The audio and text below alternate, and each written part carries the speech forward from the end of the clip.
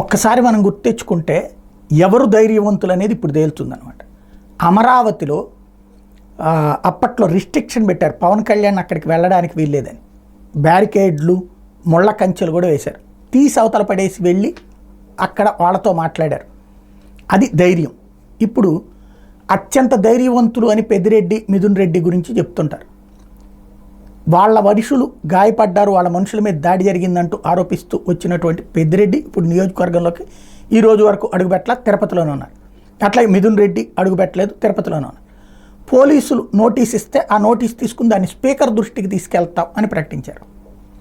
Speaker దృష్టికి తీసుకెళ్తాను అని చెప్పి మిథున్ రెడ్డి చెప్తున్నారు. ఏంటి, తిరుపతిలో ఉన్న నివాసం నుంచి అక్కడికి వెళ్ళడానికి వీల్లేదన్నారు అన్నటువంటి పాయింట్ మీద ఇది. ప్రాక్టికల్గా ఒక ఆస్పెక్ట్లో పొలిటికల్గా చూస్తే పవన్ కళ్యాణ్ ధైర్యంలే.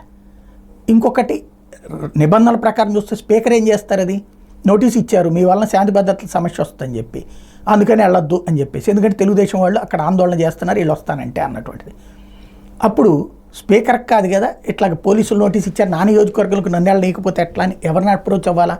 తెలుగుదేశం వాళ్ళదే ఇదివరకు ఇట్లాగే ఆపితే గృహ నిర్బంధం చేస్తే ఎక్కడికి వెళ్ళారు వాళ్ళు? కోర్టుకు వెళ్ళారు, కోర్టు అనుమతితో తిరిగారు. ఒకసారి గుర్తుకు తెచ్చుకుంటే పల్నాడులో కానీ ఇవన్నీ కూడా. ఇక్కడ తేడా అదేనమాట. తెలీదా, లేకపోతే తెలిసి అక్కడికి వెళ్ళడం ఇష్టం లేక పోలీసులు ఇచ్చిన నోటీసులను అడ్డుపెట్టుకుని ఆగుతున్నారా అన్నటువంటిది ఇక్కడ తేలాల్సిన అంశం.